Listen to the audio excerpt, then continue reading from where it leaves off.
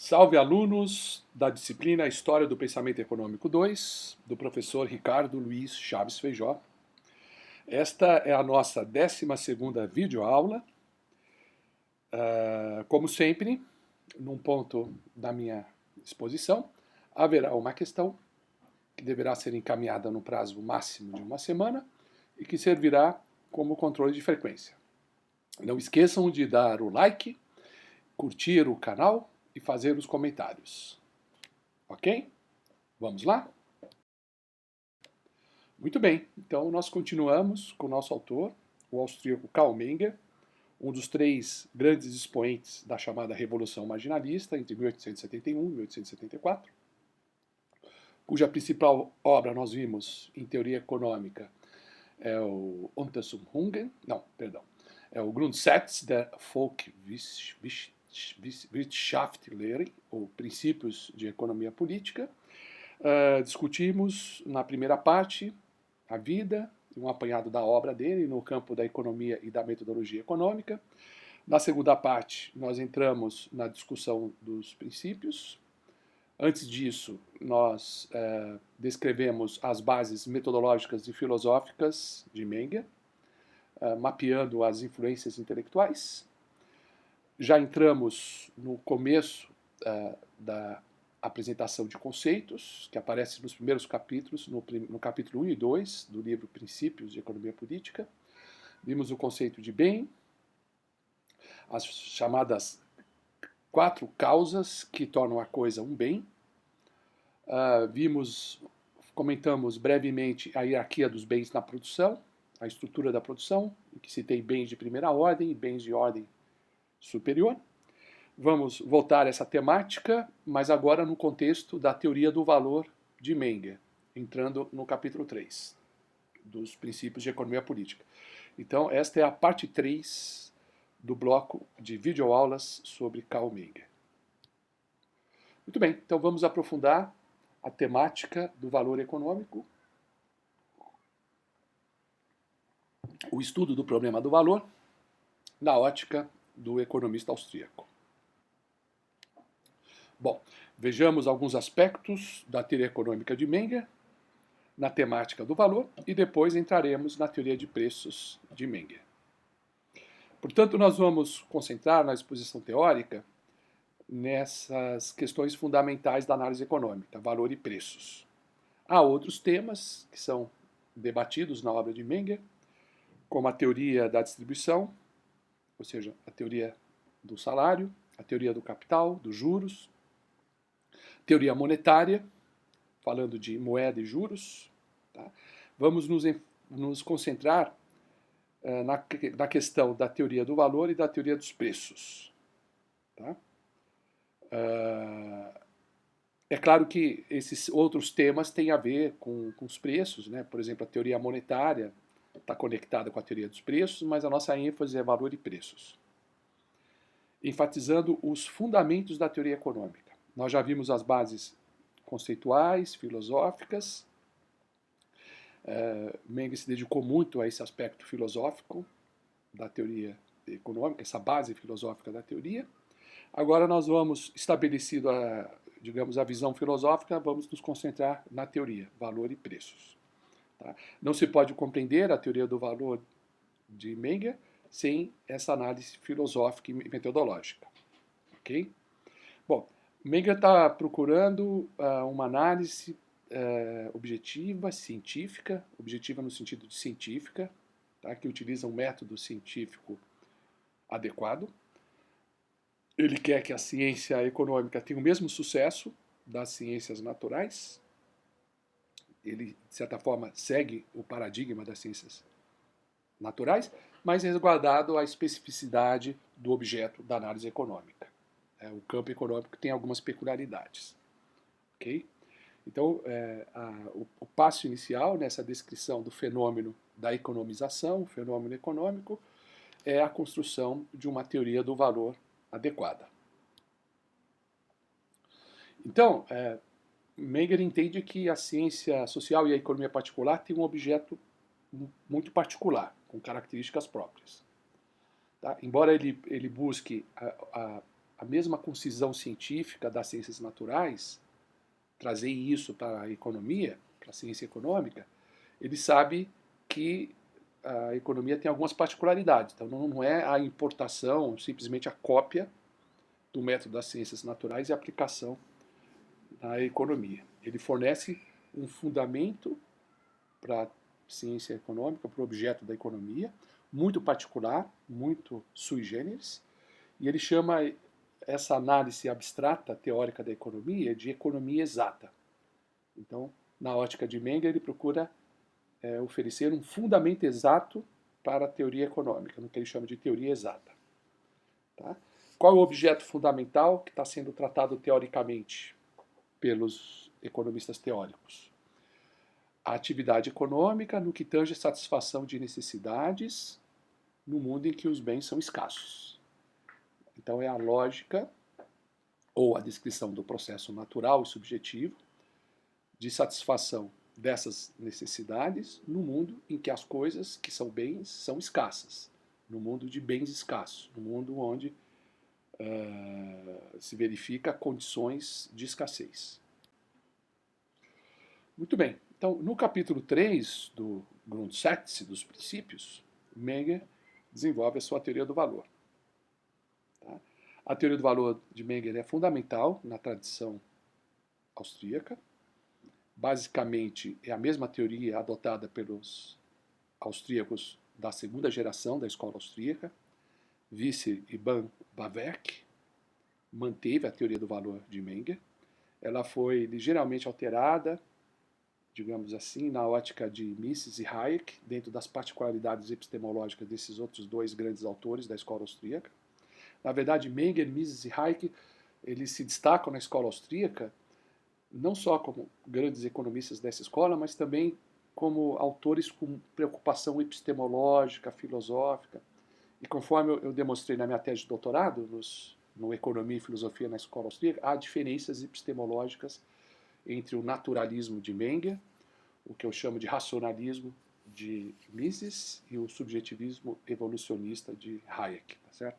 Então, vide a minha obra. Vamos à teoria do valor de Menger.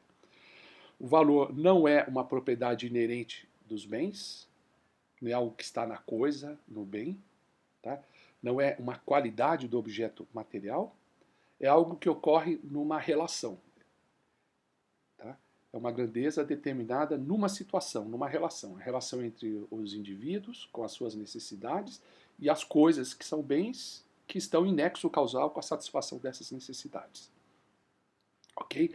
O valor é, de fato, atribuído subjetivamente pelo agente, porque o valor tem a ver com a importância da necessidade que pode vir a ser satisfeita pelo bem, dentro daquelas 4 causalidades aristotélicas. Então depende também de fatores subjetivos, né, do reconhecimento,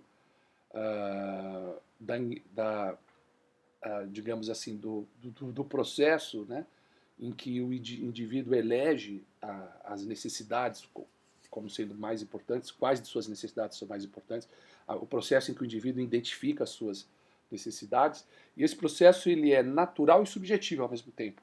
Tá? Então ele tem essas duas componentes. Tá? Ele é natural, Menger enfatiza a naturalidade das necessidades, mas ao mesmo tempo ele fala de necessidades imaginárias, do papel da subjetividade na determinação, na classificação dessas necessidades. Então tem um aspecto natural e outro subjetivo. Tá? Então é um pouco uma coisa um pouco imbricada na outra, um pouco difícil de separar essas duas dimensões. Tá? Muito bem. Então, sobre a origem do valor, o valor é algo que confere aos bens econômicos escassos, uma certa importância. Mas a importância ela não é intrínseca ao bem. Né? O que é importante realmente é a nossa necessidade, é o nosso estado de insatisfação. Porque o indivíduo ele se sente incomodado com a satisfação, então ele busca atender os seus desejos, né? De forma a transformar a insatisfação numa satisfação. Ele quer ir de um estado de carência a um estado de satisfação, em que a necessidade é atendida. Né? Então, o importante é o atendimento da necessidade, né? O importante é se chegar à situação mais confortável quando o incômodo da necessidade deixa de ter uma ação incisiva no organismo humano, na mente humana também, né? Então é importante atender essas necessidades. Essa é a origem do valor, essa é a importância das necessidades, a importância de se atender, de atendê-las. Tá? Então o indivíduo ele tem que tomar consciência das necessidades, algumas de base natural, outras são até imaginárias, e tem que saber quais são os bens que estão numa relação causal com o atendimento das necessidades. Então o indivíduo tem que reconhecer os bens externos, né? Por mais que as necessidades tenham um componente imaginário, mas o bem não é totalmente imaginário. Quer dizer, o indivíduo tenta acertar qual bem tem a propriedade efetiva de atender aquela necessidade. Tá? Então, a importância não está no bem, mas na satisfação das necessidades. E o bem tem valor quando ele aparece numa relação causal com o atendimento dessas necessidades. Então, dado um contexto, o bem aparece na situação como condição sine qua non para a consecução do fim a que se presta, que é o atendimento das necessidades, a alcançar um estado de satisfação. Como os bens são escassos, quer dizer, a coisa, dadas as 4 condições, as 4 causalidades, a coisa externa se torna um bem. No mundo econômico, os bens são escassos e o bem escasso ele tem que ser economizado. Então a economia descreve um processo de economização. Os indivíduos dispõem de uma quantidade limitada desse bem, dentro de um intervalo, dentro de um horizonte do tempo. Tá? Ele tem que lutar pelos bens, quer dizer, a coisa não está prontamente ao alcance dos indivíduos, eles têm que capturar esses bens na natureza, digamos assim, ou então produzi-los, e a produção consome tempo. Então a produção significa que o bem estará disponível para atender às necessidades no instante futuro. A produção está relacionada com necessidades futuras, então significa que no mundo econômico, no processo de economização, o homem tem que ter um comportamento racional e estratégico e tem que se posicionar em relação ao tempo. Ele tem que, inclusive, adiar algumas coisas no presente para ter alguns prêmios, algumas recompensas no futuro. Ele precisa formar um comportamento estratégico ao longo do tempo. Tá? Ele tem que lidar com o fator tempo. Tá? Em cada instante ele é obrigado a economizar, porque os bens são escassos. Ele vê os bens que estão disponíveis, ele também antecipa as necessidades futuras e trata de agir no presente para que outros bens ou os mesmos bens estejam novamente disponíveis numa data futura. E em cada período ele é obrigado a economizar. Economizar significa alocar os bens de maneira a atender às necessidades mais importantes. As necessidades cuja satisfação, cujo atendimento delas tem mais importância.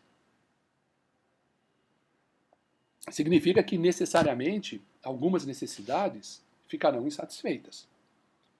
Mas no processo de economização, o agente trata de fazer com que as necessidades menos importantes fiquem satisfeitas e que as mais importantes sejam satisfeitas. Essa é a estratégia. Vejamos a definição de valor no capítulo 3 do Grundsatz. Menger escreve: o valor é simplesmente um juízo que as pessoas envolvidas em atividades econômicas fazem sobre a importância dos bens de que dispõem para a conservação de sua vida e de seu bem-estar, e, portanto, só existe na consciência das pessoas em questão. Né? Então, o valor tem a ver com a importância das necessidades satisfeitas e com a avaliação, né, do papel dos bens, das coisas externas que são bens econômicos, para o atendimento dessas necessidades, que implica em conservar a vida e manter o bem-estar. Então, veja, o valor ele surge dessa circunstância, que existe necessidade, existe o reconhecimento da importância dos bens para o atendimento dessas necessidades, que conduz à conservação da vida e conduz ao bem-estar. Então, o valor é digamos assim, esse processo como um todo. Tá? tem a ver com o reconhecimento da importância dos bens, dada a importância das necessidades. É isso. E a utilidade? Bom, vamos ver. Então, os bens econômicos são, além de úteis, como todo bem, eles são escassos por serem econômicos. Então, se são úteis e escassos, são bens econômicos. E o conceito de utilidade, que já era utilizada nos clássicos, a utilidade é uma propriedade do bem, né, que o torna apto a atender a uma necessidade. Olha a definição de Menger. Vamos ler. Aptidão que uma coisa tem para servir à satisfação de necessidades humanas, constituindo, portanto, a utilidade reconhecida como tal, um pressuposto básico para que uma coisa seja um bem. Tá? Então, a utilidade não é o valor, ok? O valor é a importância da necessidade satisfeita, é a importância da satisfação, que também é transferida ao bem, porque o bem está numa relação causal com o atendimento dessas necessidades. Isso é o valor. A utilidade, que era um conceito que os clássicos já utilizavam, é uma propriedade do bem, uma aptidão, né, que o bem tem em si. Tá? A aptidão que uma coisa tem para servir à satisfação de necessidades humanas. Né? Então, a utilidade é um pressuposto para que o bem fique numa relação causal com o atendimento de necessidades, porque o bem tem a propriedade que permite atender a necessidades. O bem gera efetivamente satisfação, porque ele tem a propriedade que produz satisfação. Tá? Então não podemos confundir a utilidade com o valor de uso do bem. O valor de uso do bem tem a ver com a importância da necessidade satisfeita. A utilidade é uma propriedade do bem, é a aptidão do bem para satisfazer necessidades, que não confunde com o próprio valor do bem. Então, utilidade é diferente de valor. Tá?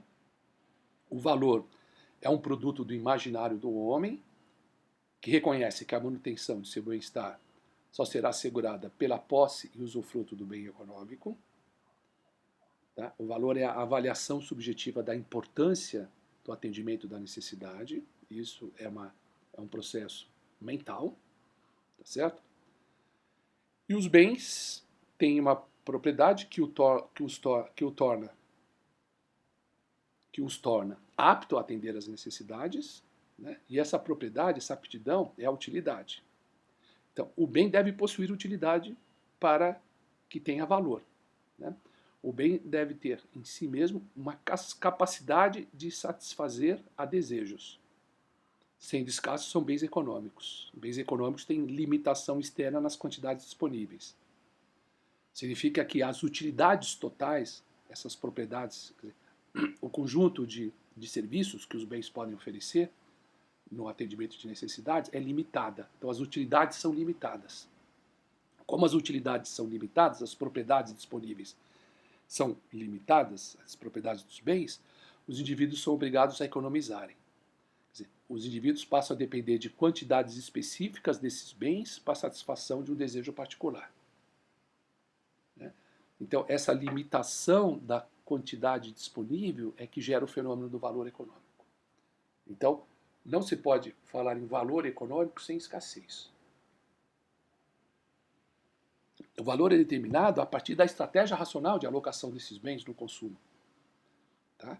Então, o fato de que as utilidades totais elas não estão livremente disponíveis, que o bem é escasso, é fundamental na determinação do valor. Então, certamente, o valor tem a ver com a escassez, como os economistas do passado pensavam. Menger, ele detalha, tá? E ele mantém essa relação do valor com a escassez. A utilidade do bem como propriedade dele é a capacidade de levar ao bem-estar, tá? Da propriedade natural do bem. Valor, uma condição positiva que torna o bem indispensável para a satisfação de necessidades concretas. Ok? Então, o valor tem a ver com essa propriedade, mas tem a ver com a propriedade do bem, que o torna uma causa da satisfação, mas também a condição de escassez. O fato de que o indivíduo dispõe de quantidades limitadas desse bem e de utilidades para satisfazer as suas necessidades. Por que é importante satisfazê-las? Porque necessidades insatisfeitas provoca um desconforto, um sentimento doloroso de vazio. E impulsiona o indivíduo, né, a ir atrás né, a demandar e obter algum bem, que é a condição para que ele retome o bem-estar. É a condição para eliminar o desconforto e proporcionar um estado de bem-estar. Então, o homem depende da coisa, o homem depende do bem econômico. Nessa relação de dependência do indivíduo com as suas necessidades a uma coisa externa, que é o bem econômico, é que emerge o fenômeno do valor. Então, o valor depende de uma situação. Tá? Embora o centro do processo, né, de geração de valor está no indivíduo, aliás, o centro de toda a economia para Menger está no indivíduo, o indivíduo ele associa a satisfação com a presença, com o usufruto de um bem econômico e transfere, né, a importância da satisfação aos bens na forma de valor atribuído aos bens. Então, dessa associação entre o bem e a satisfação é que surge o fenômeno do valor. Então, os agentes atribuem subjetivamente o valor aos bens econômicos, que devem ser alocados, empregados de uma maneira racional e estratégica, digamos assim. Se o bem existisse em abundância, se o bem não fosse escasso, a vida não dependeria de nenhuma porção individual desse bem. Tá certo? Se os bens são escassos, há uma relação de dependência entre o atendimento de necessidades e porções particulares do bem. Aí que surge o fenômeno do valor econômico, ligado à escassez, à necessidade de uma alocação racional. Okay? Então, só bens que são insuficientes para atender nossos desejos é que são economizados, e bens economizados é que adquirem valor econômico. Bens que não necessitam serem economizados, porque são abundantes, não têm valor econômico. Então, o valor está ligado à escassez. Tá? E a alocação racional de bens escassos, então quando se dão essa definição de economia nos livros textos, que tem muito a ver com Lionel Robbins, que também é ligado à escola austríaca, mas a gente pode buscar essa definição da economia, que se ensina em curso de introdução, essas ideias mengerianas. Tá? Então, a ciência econômica trata das atividades voltadas ao fim da economização. A ciência econômica trata da alocação de bens escassos, né, em usos estratégicos, no consumo e na produção, para atender às necessidades. E as necessidades são importantes, o atendimento delas é importante, porque produz um estado de desconforto. Então, o valor depende da estrutura das necessidades, da hierarquia delas e da disponibilidade dos bens. Bens que estão presentes hoje, alguns foram colhidos diretamente na natureza e outros foram obtidos por uma ação estratégica no passado, que fez com que os bens fossem combinados na produção, que consome tempo, e que estejam agora disponíveis para o consumo na data atual. Ok? Essas necessidades que devem ser satisfeitas estrategicamente, racionalmente, elas têm uma base natural e, em parte, elas são imaginárias, frutos de caprichos e idiosincrasias pessoais, fruto de hábitos, costumes, etc. Né? Então, há causas naturais e causas subjetivas para o estado das necessidades, para a configuração das necessidades. Mas há, fundamentalmente, um processo natural que explica o atendimento delas e o comportamento racional. Vamos ver essa passagem no capítulo 3 do Grundsatz. Uma vez presente essas necessidades, o valor que os bens têm para nós não pode ser mais algo de arbitrário, mas simplesmente a consequência necessária do conhecimento de sua importância para a nossa vida ou para o nosso bem-estar. Então, as necessidades são determinadas natural e subjetivamente, e dada a estrutura das necessidades pré-existentes, determinada dessa maneira, o valor não é arbitrário. Veja que ele é subjetivo. As necessidades são naturais e subjetivas. O valor é subjetivo, mas ele não é arbitrário. Quer dizer, uma coisa não pode ter qualquer valor que a pessoa queira atribuir-lhes. Não pode ter qualquer valor.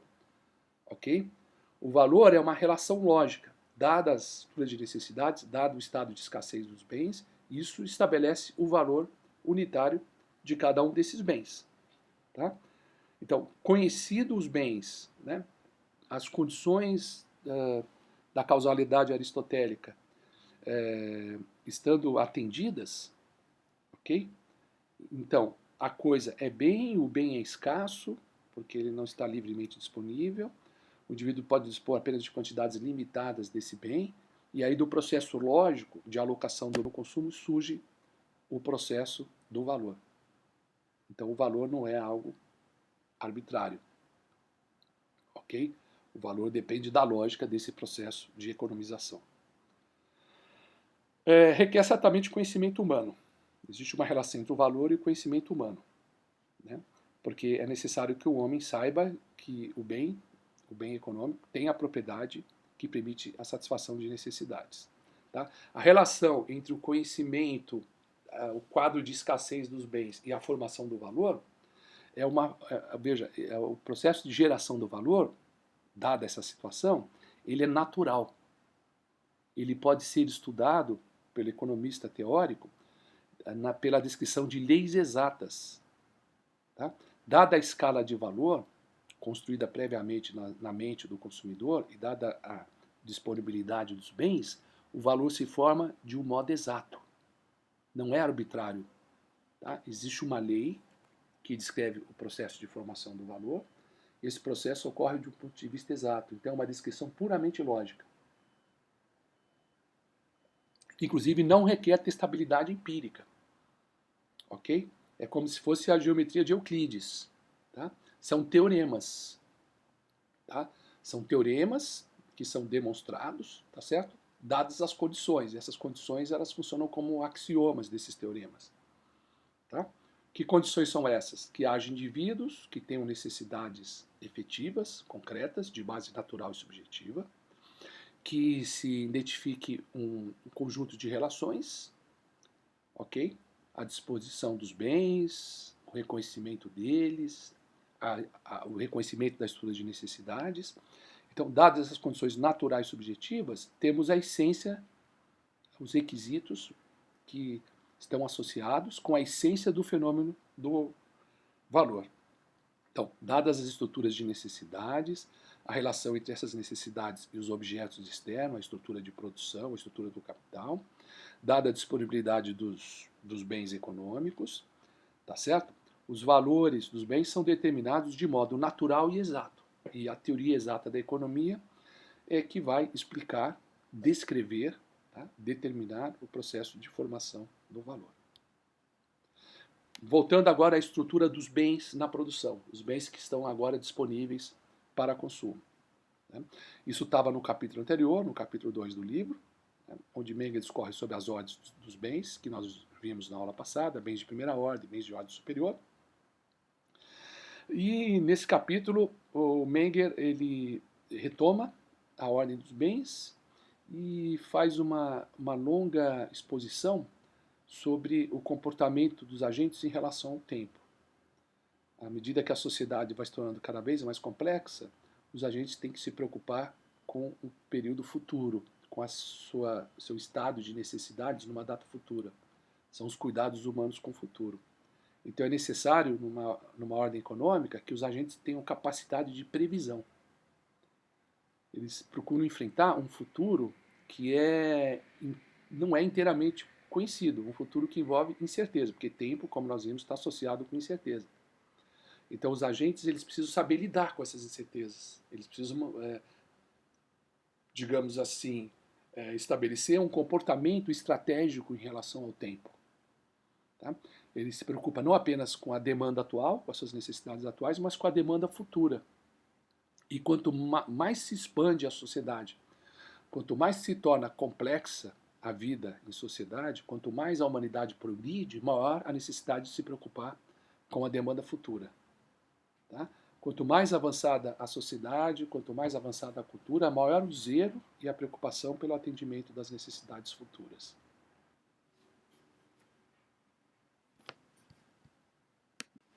Então existe essa incerteza, além da incerteza técnica.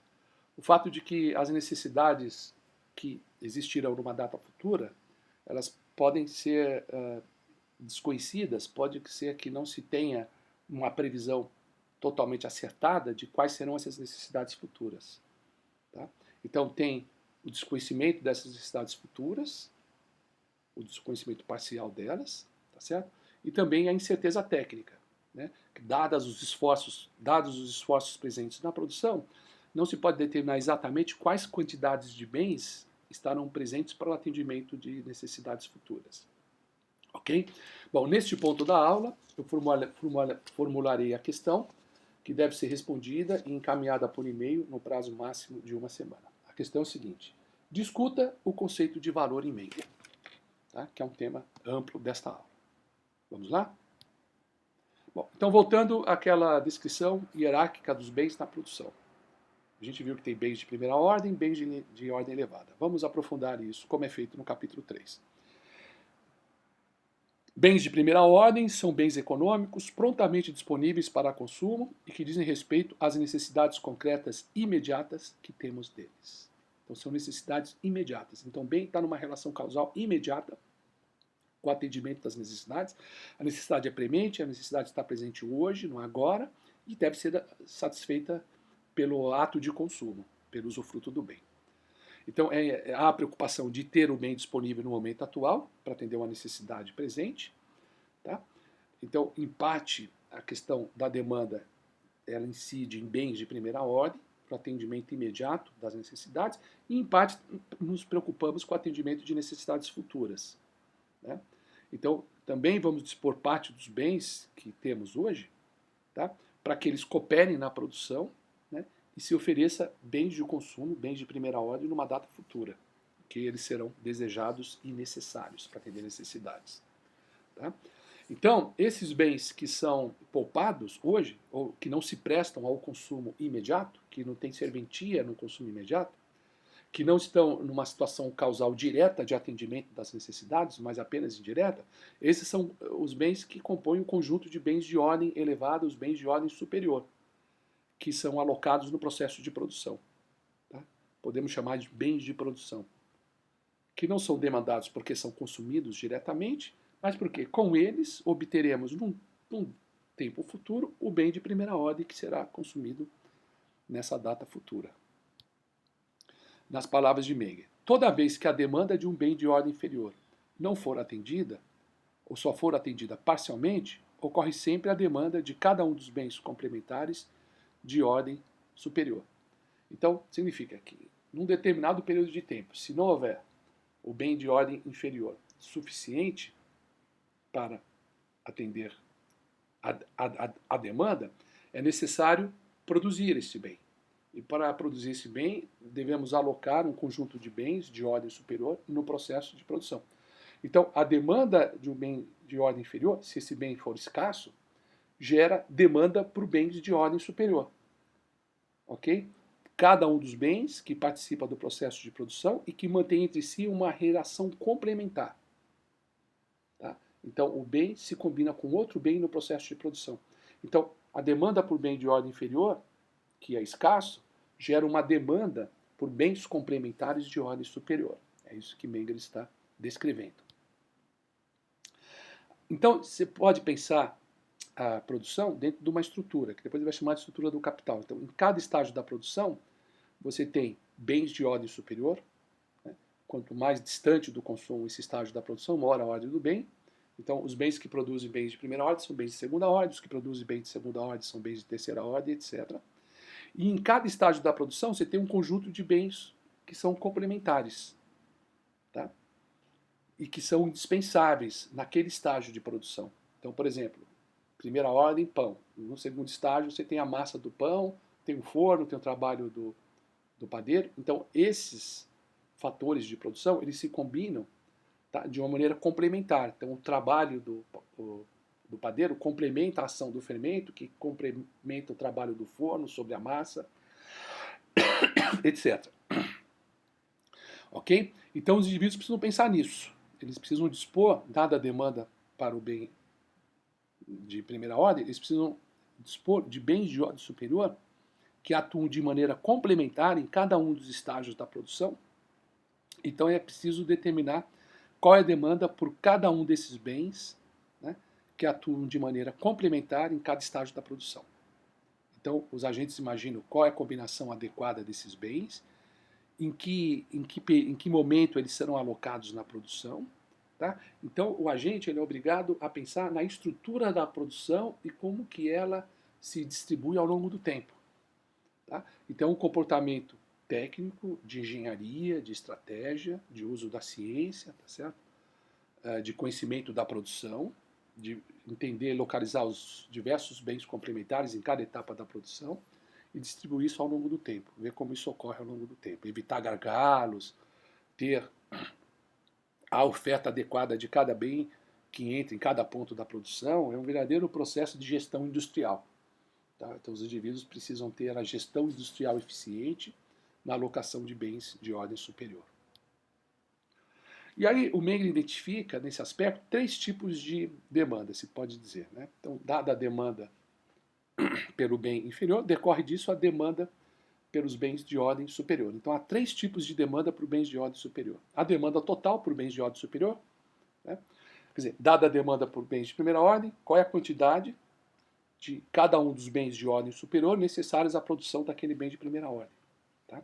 Qual é a quantidade suficiente de cada um dos bens de ordem superior para a produção de uma quantidade necessitada de bens de primeira ordem.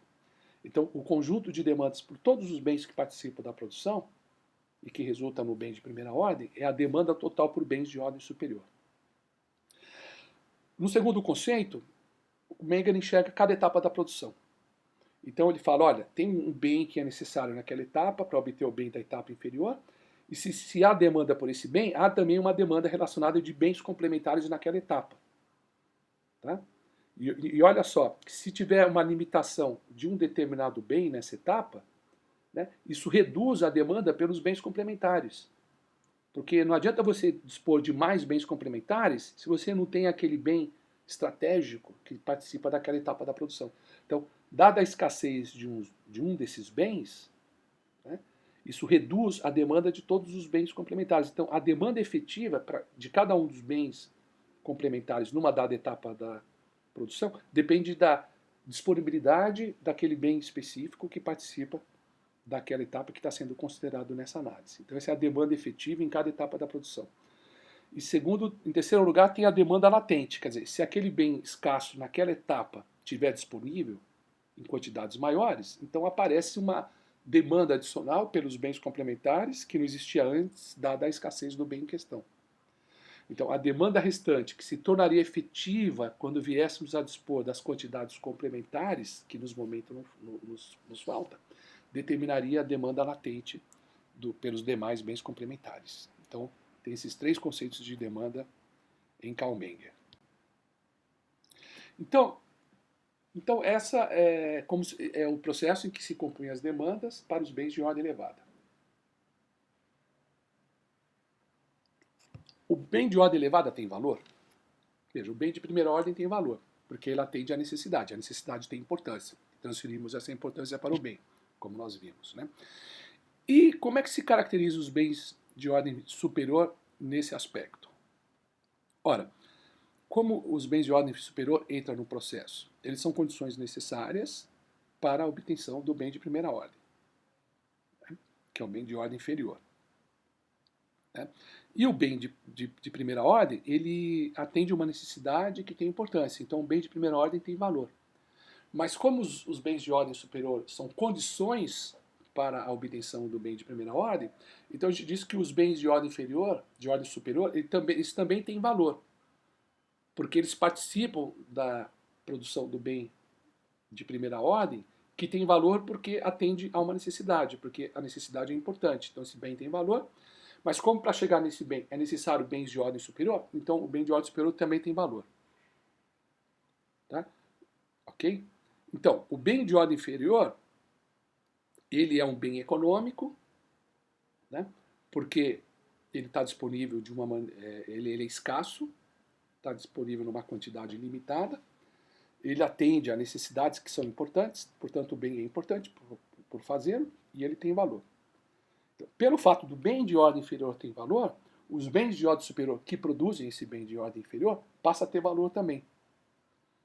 E como o bem de ordem inferior, como o bem de ordem superior, ele é escasso, então ele também tem valor econômico, que tem a ver com a escassez. Né? Então, o bem de ordem inferior não é econômico porque o bem de ordem superior é econômico. É o contrário. O bem de ordem superior ele é econômico, tá certo? porque ele é escasso, a escassez é fundamental, e porque o bem de ordem inferior em que ele participa na produção é escasso e é econômico, né? Tá certo? E ele é econômico porque há uma demanda por ele, é a demanda de um recurso escasso. Então tudo gira em torno da demanda pelo bem de ordem inferior, pelo bem de consumo, né? Que é comandada, que é impulsionada pelas necessidades humanas. Quer dizer, todo o processo de produção, por mais complexo que ele seja, por mais que você tenha uma estrutura complexa de produção, estrutura do capital, com várias etapas, vários bens complementares em cada etapa, todos esses bens encadeados, eles possuem valor porque eles são escassos e porque eles contribuem para a produção do bem de ordem inferior, e o bem de ordem inferior tem valor porque as necessidades que são atendidas por eles são importantes para o indivíduo. Então, na verdade, as necessidades humanas, elas comandam todo o processo. Tá? Então, o valor de todos os bens, qualquer que seja a posição dele na estrutura da produção, na estrutura do capital, é determinado pela importância das necessidades humanas satisfeitas pelo bem de primeira ordem. Não é apenas o bem de consumo que tem um valor determinado pelas necessidades humanas. Qualquer bem que participa do processo de produção tem um valor determinado pela importância do atendimento das necessidades humanas. Tá? Olha só o que o Menger escreve a respeito. O homem, com suas necessidades e seu controle sobre os meios de satisfazê-las, constitui o ponto de partida e de chegada à meta de toda a economia humana. Olha só, ele centraliza, né, no sistema econômico o indivíduo, o homem com suas necessidades e a busca de satisfazer essas necessidades. Quer dizer, a economia humana e o sistema econômico, ele não tem nenhuma lógica intrínseca a ele. Não é como Marx, que pensa que o modo de produção burguês ele é movido pela lógica da acumulação do capital. Aqui não tem nada externo que comanda. Quem comanda são os indivíduos. Todo o sistema gira em torno das necessidades humanas. Todo o sistema está voltado para o atendimento de necessidades humanas. Tudo gira em torno disso. Não existe nada automático. Quem move o sistema são os homens que buscam racionalmente atender às suas necessidades. Okay? Nessa passagem, Menger caracteriza os bens de ordem superior. Vale a pena a leitura. Vamos lá. Posteriormente, a reflexão e a experiência conduzem as pessoas a conhecimento mais profundo do nexo causal entre as coisas, sobretudo do nexo causal delas com o seu bem-estar, travando então conhecimento com os bens de segunda, de terceira e de outras ordens superiores.